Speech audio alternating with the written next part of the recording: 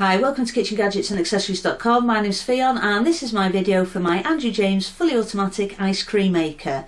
In this video I'm just going to quickly tell you a little bit about the ice cream maker first, and then I'm going to show you how you set it up, what the ice cream is like and how you clean it as well. Now the Andrew James fully automatic is the cheapest and the quietest fully automatic ice cream maker you can buy. Because it's fully automatic it means you don't need to pre-freeze the bowl. The bowl is 1.5 litres, it makes about 800 grams of ice cream and it takes 30 to 50 minutes to churn.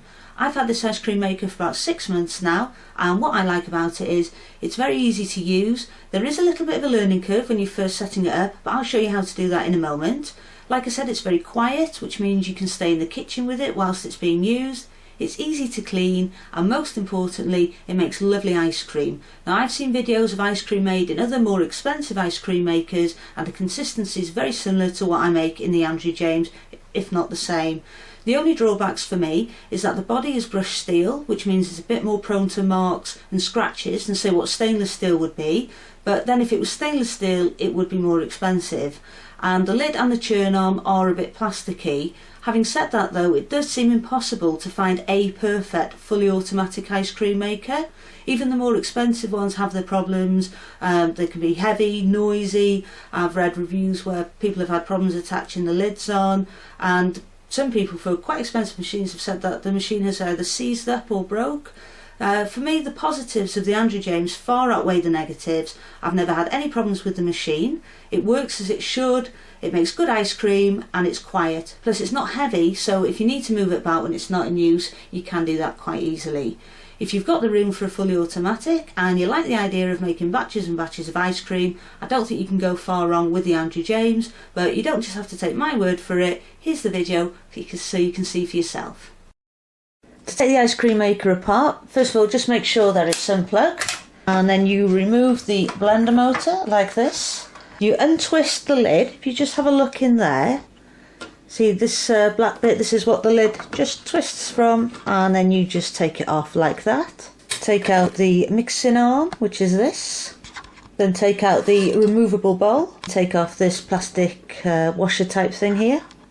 Then wash all these in hot soapy water and make sure that they're thoroughly dried before you put the machine back together. You just pop the plastic thing back on like this, pop your bowl back in, make sure that the handles are down this way. If they're up here like this, then you're not going to be able to twist the lid on. You pop the mixing arm back in. If you just have a look inside here, see that nub there, this hole in the mixing arm, that just sits on there like that. And then you just twist the lid back on like this, and then you just pop the blender motor on and it just sits on like this. So quite easy once you've got the hang of it.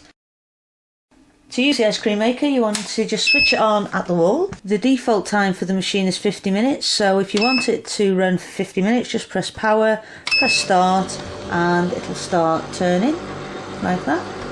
If you want to set the ice cream maker for a different time, just press power and use the timer button. You've got 50, 40, 30 and 10 minutes, then press start. We're not going to add the ingredients just yet though.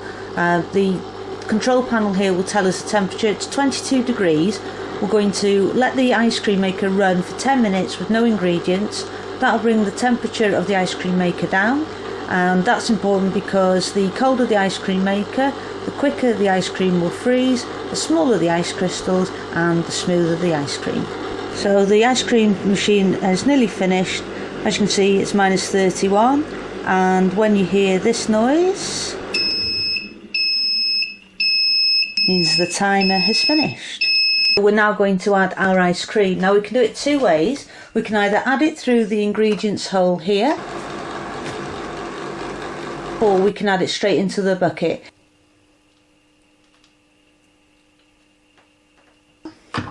Let's start, and there we go, there's our pistachio ice cream. You can add nuts, chocolate chips, bits of cookie, anything you want really through the hole about 10 minutes before the end of the churning time.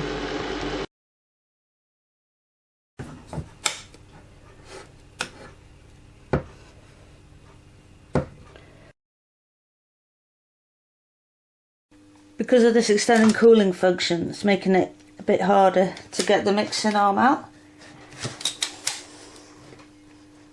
Just give it a bit of a waggle about, it should come out. So, there we go. Beautiful Malteser ice cream there. If you have a look in the churn, this is what the ice cream is like.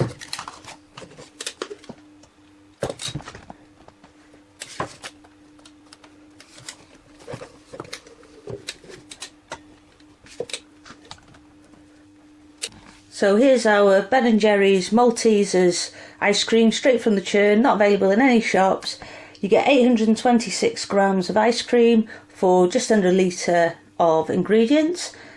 Now it is starting to melt here because I'm weighing it out and messing about with it. So homemade ice cream will melt very quickly because it doesn't have the emulsifiers and stabilisers or the artificial ones that shop bought has in. So it will melt very quickly, so it's important that you get this in the freezer as fast as you can. Just have a go of scooping the Maltesers out. There's no ice crystals, and well, it just looks beautiful. And let's have a look at this. Just move that.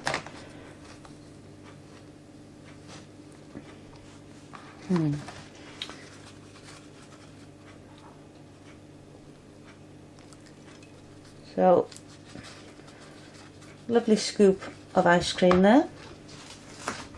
So the most important thing about homemade ice cream is the fact that you want it to be smooth with no ice crystals in. And if we just listen to this now. So smooth. You cannot hear like it icy or anything like that.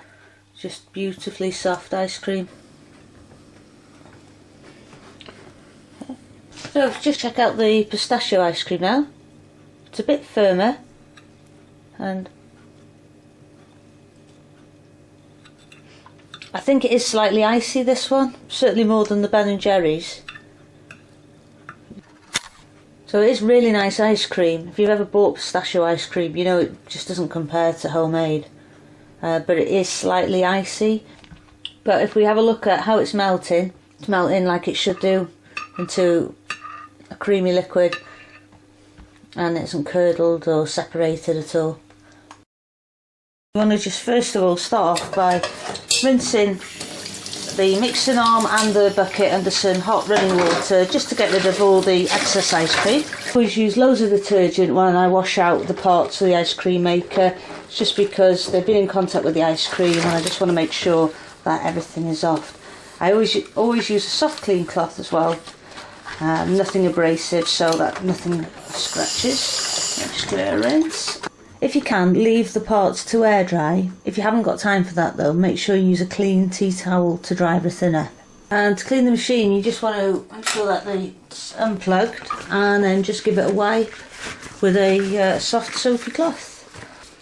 And it's simple enough to do like this. Now here's the body of the machine. Now because it's brushed steel as opposed to like stainless steel or plastic, I think it is a bit more prone to some marks. It might be difficult to see. There's kind of a mark here that kind of looks like you've wiped it with a cloth and it's smeared, but it kind of won't disappear that. And then that's a bit the same as well. Looks like you've wiped it with a cloth and it's smeared and it's still on it.